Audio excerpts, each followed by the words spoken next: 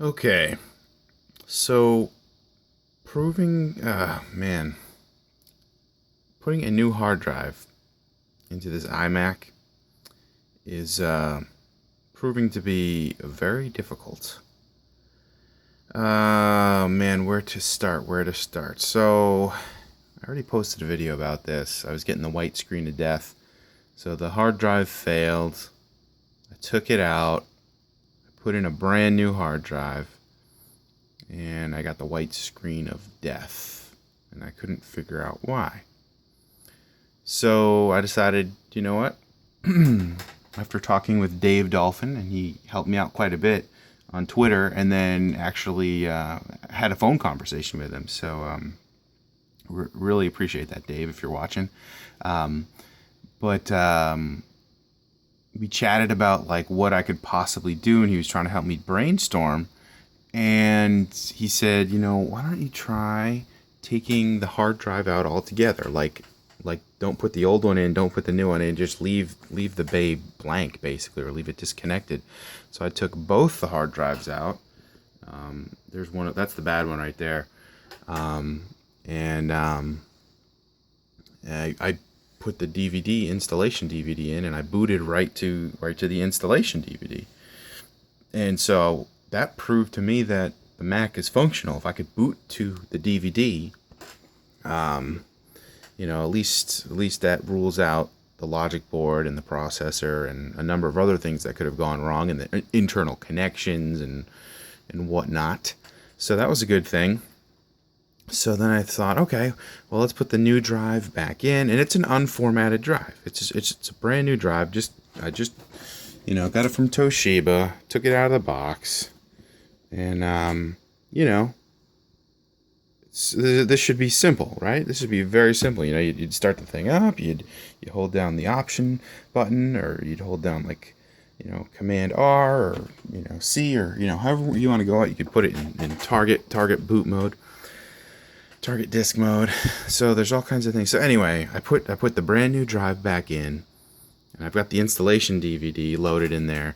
I start it up, I get the white screen again, and the keyboard shortcuts don't do anything. It just goes right to the white screen, no logo, no nothing.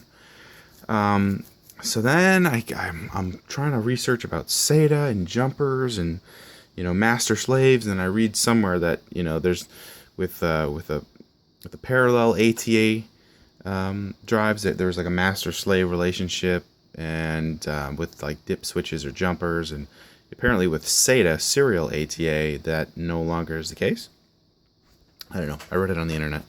Trying to learn all this stuff. So that didn't seem to be the issue. So, but what I did find was you can boot to the DVD, and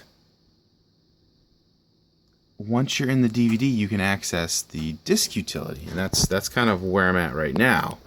So, and you can choose the default boot up drive, right? So I had this bright idea of thinking, hey, maybe the default drive, well, I know my Mac was configured so that the default boot drive would be the hard drive, because that's how it normally started up. And what did I do? I took out the normal hard drive. I put in a fresh hard drive that's not been formatted, and so I turn on the Mac, and of course, what's it going to do? It's going to try to boot to that drive, and there's nothing there, and that's the default drive. So it kind of makes sense that there's a white screen, right?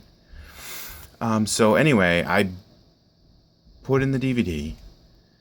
I disconnected the hard drive. I had to tear down my Mac to do this. So the hard drive was disconnected, and I went into the default settings. I changed the default boot to DVD drive, so it would automatically boot to the optical.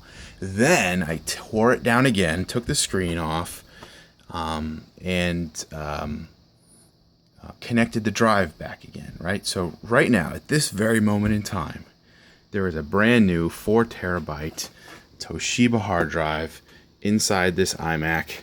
And I thought, how smart am I? I changed the default so it would auto boot to the installation DVD.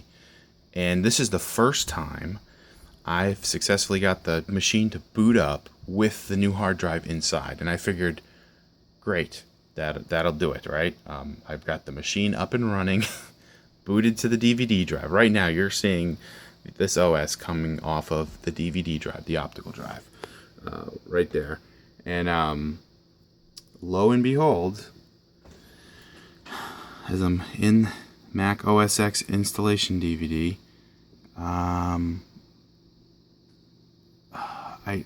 it should be recognizing.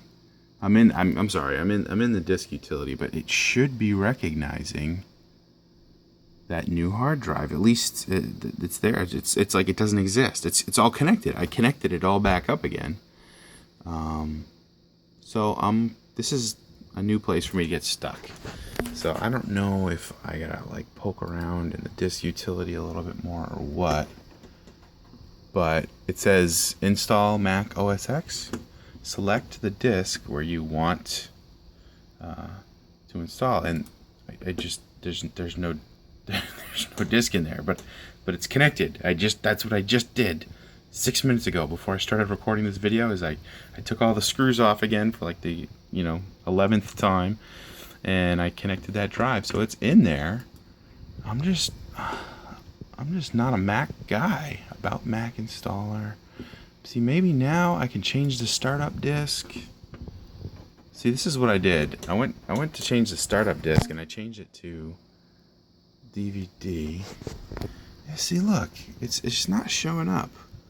This is what I did. I changed the startup disk to DVD, and then I tore it down, put the new drive in so it would boot to DVD, and then I was hoping it would see that drive. Maybe I'll do a restart. I don't know. Maybe I gotta take the memory out, put the memory back in, and then it'll see the drive. If you know how to do this, I don't know why there's no tutorial that explains how to do this part of the installation process. There's a bazillion tutorials that tell you how to physically, iFixit and, iRepair and, whatever, there's tons of information out there about how to, physically open this piece of equipment up and physically connect the drive. But there's no tutorial that then says, now that you've got the new drive in, here's what to do. That kind of baffles me a little bit. And am I really the only person that's struggling with this much? Or is there some unique situation about this 2009 iMac that I don't know about? Oh, I understand the fan speed thing. I didn't get the fan sensor. iFixit sells a fan sensor to control the fan speed when you upgrade the hard drive. And I didn't get that yet so I understood it. That's not a mission critical thing. It's just that my fan is going to be cranking at full blast. So I was planning to get that eventually. But heck, if I can't get this thing booting back up again normally with a fresh OS install, I'm not gonna spend my money on the fan speed governor or sensor or whatever. So anyway, this is where I'm at. I'm starting to run out of ideas. Please let me know if you got any suggestions.